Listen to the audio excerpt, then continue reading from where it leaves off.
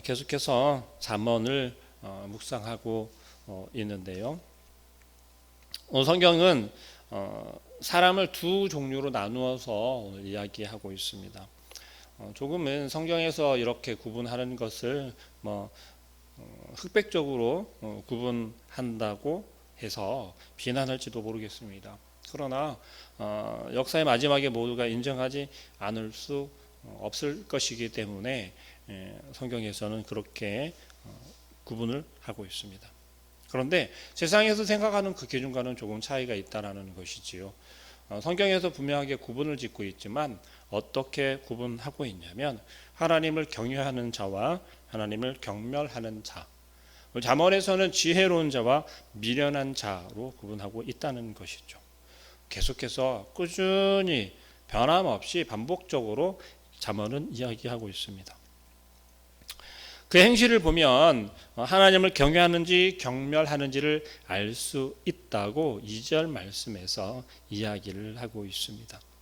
하나님을 경외하는 것에 대해서 우리가 함께 읽은 본문에서는 2절과 그리고 또 26절과 26절에서 27절 그리고 31절에서 반복해서 이야기하고 있지요. 하나님을 경외한다라고 하는 것, 그것은 우리가 신앙생활을 하는 것인지 오늘 잠언에서 구분하는 것처럼 말씀드리자면 교회 생활과 종교 생활을 보고 아는 것이 아니라 그 사람의 전체적인 행실을 보고 안다는 것입니다. 전체적인 행실이라는 것은 우리의 삶 자체를 말하겠죠. 교회 생활, 종교 생활, 우리가 신앙생활을 하는지 아니면 종교생활을 하는지를 분명하게 우리 스스로가 깨달아야 할 줄로 압니다. 여호와를 경외하는 자는 견고한 요새를 가진 사람과 같아서 요동하지 않는다라고 26절은 이야기합니다. 또 31절에는 사람에 대한 태도는 하나님께 대한 태도를 드러낸다고 반영한다고 표현하고 있습니다. 요한일서에서 그렇게 이야기하죠. 보이는 형제에게 잘하지 않으면서 보이지 않는 하나님께는 잘할 수 없다라고 요한일서 4장 20절에 이야기합니다. 그렇지 않습니까? 우리 옆에 있는 형제들에게 함께하고 있는 동역자들에게 신앙생활하는 동역자들에게 혹은 가족과 이웃들에게 잘하지 못하면서 하물며 우리 눈에 보이지 않는 그 하나님께 어떻게 얼마나 잘할 수 있겠냐라고 이야기하는 것입니다. 하나님의 말씀을 온전히 순종하고 그 말씀을 믿는다면 우리는 옆에 있는 사람과 다르지 않게 성경에서 이야기하는 것처럼 약한 자를 소홀한 자를 우리가 등한시 여기지 아니하고 그들을 향하여서 우리가 친절과 또 공의를 베풀 수 있어야 할 줄로 믿습니다. 그들을 사랑해야 할 줄로 믿습니다. 사람에게 잘하는 것이 곧 하나님께 대한 신앙의 표현이다라고 단정할 수는 없습니다. 그러나 하나님 경외함은 곧 우리가 얼마나 우리의 삶 속에서의 관계 속에 드러난다라는 것이죠. 안과 밖에서 같아야 한다라고 이야기하는 것은 우리가 교회 안에서와 우리의 삶 속에서가 변함이 없어야 한다라는 것이에요. 교회에서는 정말 잘하는 사람이 교회 밖에만 나가면 우리의 삶의 현장에 나아가면 왜 그렇게 악하게 돌변하는지 신앙인들이 그러한 좀 욕을 먹을 때가 많이 있지 않습니까? 왜 그렇겠습니까? 이것이 교회 안에서는 이러하고 밖에 나가서는 또 다르기 때문에 그러한 것이라고 오늘 잠언은 이야기를 합니다. 참된 경건이라고 하는 것, 그것은 곧 나 스스로가 경건하다라고 그렇게 드러내는 것이 아니라 누군가가 우리를 향하여서 여러분들을 향하여서 너 참 경건한 삶을 사는구나, 경건한 생활을 하는구나 라고 인정을 받아야 한다는 것이죠. 우리 보릿교회 가운데 이러한 어른들이 많아지기를 소망합니다. 그럴 때 하나님께서는 또 저와 여러분들을 그러한 자리로 이끌어가고 계시다라는 걸 믿으시길 바랍니다. 또 오늘 잠언에서는 그렇게 이야기합니다. 지혜가 집을 세워 사람들을 초청하듯이 지혜로운 여인도 집을 세우지만 미련한 여인은 집을 허문다라고 오늘 잠언에서 이야기합니다. 여러분, 지혜가 얼마나 중요하고 지혜로운 사람이 얼마나 많아야 하는지를 우리는 깨달아 알아야 하겠습니다. 권위를 무시하는 사람은 또 거만한 사람인데 그는 지혜를 구해도 얻을 수가 없다고 6절에서 이야기합니다. 권위를 무시하고 비우는 것이 미련한 자의 특징이라고 이야기를 하는데요. 오해하지 말아야 할 것이 있겠습니다. 권위라고 하는 것 또한 내가 세우고 싶다라고 해서 세울 수 있는 것이 아니라는 것이죠. 어떨 때 우리의 권위가 서겠습니까? 조금 전에 말씀드린 바와 마찬가지로 교회 안과 밖에서 동일해야 한다는 거예요. 하나님을 경외하는 삶을 살아갈 때에 그 하나님을 경외함이 교회 안에서만 나타나는 것이 아니라 우리의 삶의 현장에서도 드러날 때 우리의 권위는 자연스럽게 세워질 수 있다는 것이죠. 왜요? 우리 주변에서 이웃들의 가족이 친구들이 인정해 줄 때 가능하기 때문에 그렇습니다. 그래서 권위를 무시하고 비우는 것이 미련한 자의 특징이다라고 오늘 잠언에서는 이야기합니다. 또 미련한 자는 죄를 대단치 않게 여기는 사람이라고 9절에서 이야기하죠. 우리가 죄에 대한 태도입니다. 죄에 대한 태도가 이것은 작은 거니까 가벼운 것이니까 라고 하면서 그냥 넘어가려 할 때가 많이 있지 않습니까? 혹은 그런 생각을 가질 때가 더러 있다라는 것이죠. 그런데 그것은 무엇라고 이야기합니까?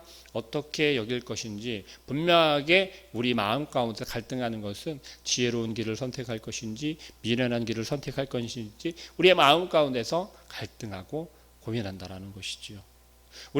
여러분들은 어느 길을 선택하시겠습니까? 미래는 분별력이 없어서 모든 말을 믿는 경향이 있다라고 15절에서 이야기합니다. 어리석은 자는 온갖 말을 믿으나 슬기로운 자는 어떤다고요? 자기 행동을 삼가느니라. 조심한다라는 것이지요. 또 미련한 자는 지혜고 신중함이 없어 성급히 덤빈다라고 16절에서 이야기합니다. 그것이 곧 스스로 망하게 한다라는 것을 우리는 잘 알고 있지요. 지혜 있는 자에게는 재물과 소유가 면류관처럼 어울려도 미련한 자의 소유는 미련을 드러낼 뿐이다라고 24절에서 이야기합니다. 지혜로운 자의 재물은 그의 면류관이요 미련한 자의 소유는 다만 미련한 것이니라고 이야기합니다. 여러분은 지혜로운 자가 되시겠습니까? 미련한 자가 되시겠습니까? 미련한 자의 것이 세상에서 헛을 것, 세상 우리 눈앞에 보이는 욕심들로 가득 차 있는 것들을 선택한다는 것이죠. 그러나 지혜로운 자는 그 세상 가운데 여러분 눈앞에 보이는 정말 그럴듯해 보이고 좋아 보이는 그러한 것들을 선택하는 것이 아니라 하나님이 주시는 그 영원한 것, 썩어지지 아니하는 것을 바라보시고 선택할 수 있기를 축원합니다. 또 미련한 자는 성급하게 화를 내지만 명철한 자는 노하기를 더디한다고 이야기합니다. 미련한 왕 곧 하나님의 진노를 미련은 곧 하나님의 진노를 사기 때문에 그렇습니다. 여러분, 조그만 것에도 자극받고 흥분하여서 화내기를 일삼는 그러한 우리의 모습. 나는 아니야, 나는 화가 없어라고 그렇게 생각하고 계십니까? 진지하게 고민해 보시기 바랍니다. 여러분들의 마음 가운데, 우리의 마음 가운데 정말 그 화를, 그 욱하는 성질을 정말 누르고 있는지, 무엇으로 누르고 있는지, 그것을 무엇으로 다스릴 수 있는지. 우리의 성급함이 곧 우리를 사망으로 이끌어 간다라는 것이에요. 왜요? 하나님을 노하게 만들기 때문에 그렇다는 것입니다. 또 반복해서 오늘 잠언에서는 의인과 악인에 대한 구분으로 또 있습니다. 12절 말씀입니다. 어떤 길은 사람이 보기에 바르나 필경은 사망의 길이니라. 어떤 길은 사람이 보기에 바르나 필경은 사망의 길이라고 이야기합니다. 자, 여러분, 일반적인 기준과 영적인 기준, 영적이라고 표현하는 것이 조금은 요즘에는 영적이라는 표현을 많이 쓰지는 않습니다. 그러나 영적인 기준과 일반적인 기준을 우리가 볼 때 똑같은 길, 또 똑같이 행하고 옳은 길이라고 여길지라도 그것이 하나님 경외함 가운데 있는지 아니면 하나님을 경외하지 아니하고 멸시하는 길에 있는지를 우리는 구분할 수 있어야 하겠습니다. 우리의 마음 가운데 우리 스스로 생각할 때 이것이 옳은 길이다라고 여기는 것이 하나님을 경멸하고 하나님을 경외하지 않는 길일 수도 있다라는 것이에요. 그런 분별력을 우리는 가져야겠습니다. 어떻게 그런 분별력을 가질 수 있을까요? 곧 진리의 하나님 말씀, 진리인 하나님의 말씀을 우리가 사모하고 묵상할 때 가능하다라는 것이에요. 하나님이 주시는 지혜가 우리에게 반드시 필요하다는 것입니다.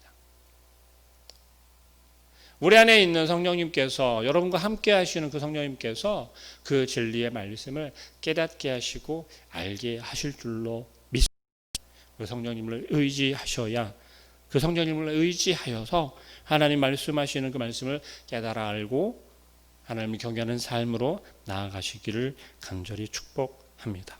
사람들이 보기에, 세상 사람들이 보기에 이것이 옳다 소리칠지라도 그것이 사망으로 이끄는 길이라는 것을 우리는 분별할 수 있어야 하겠습니다. 왜요?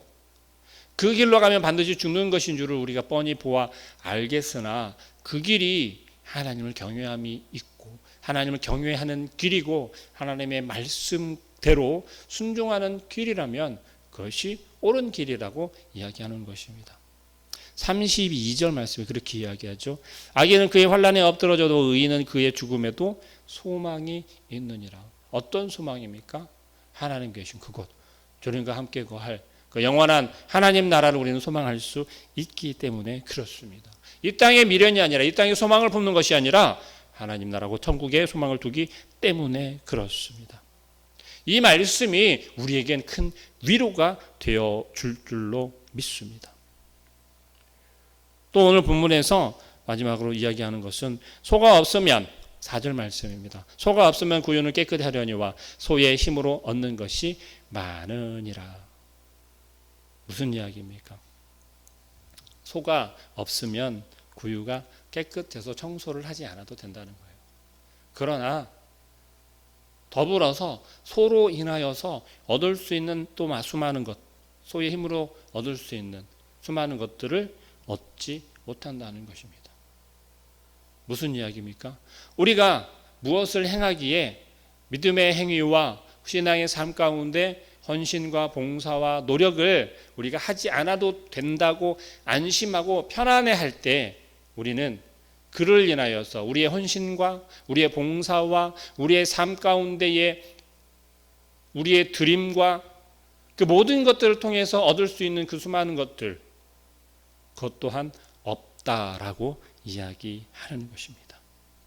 여러분, 어떤 지혜로운 자가 되시겠습니까? 우리의 삶은 오직 좋은 것, 기쁜 것들로만 가득 차 있으면 얼마나 좋겠습니까? 그러나 그렇지 않다라는 것이에요. 그렇다고 해서 또 오직 슬픔과 괴로움만 가득 차 있으면 어떻게 살아갈 수가 있겠습니까? 그러나 하나님께서는, 의로운 하나님께서는 그것들을 적절하게 우리에게 허락하시고 또한 그것들 통하여서 우리로 깨달아 알게 하신다라는 것입니다. 그 모든 환경 속에서 오직 하나님을 경외하는 삶을 살아갈 수 있도록 우리를 이끄시고 오늘 이 순간에도 우리에게 말씀하고 계시다는 것이죠. 그래서 오늘 하루의 삶을 통하여서 우리가 얼마나 하나님을 경외하는 삶을 살 수 있고 우리의 신앙을 세울 수 있으며 우리가 바른 길을 선택할 수 있을지 기대하고 또 하나님께서 깨달아 알게 하시며 말씀하시는 그 말씀을 우리가 붙잡고 나아가기를 간절히 축복합니다. 기도하겠습니다. 사랑하는 하나님,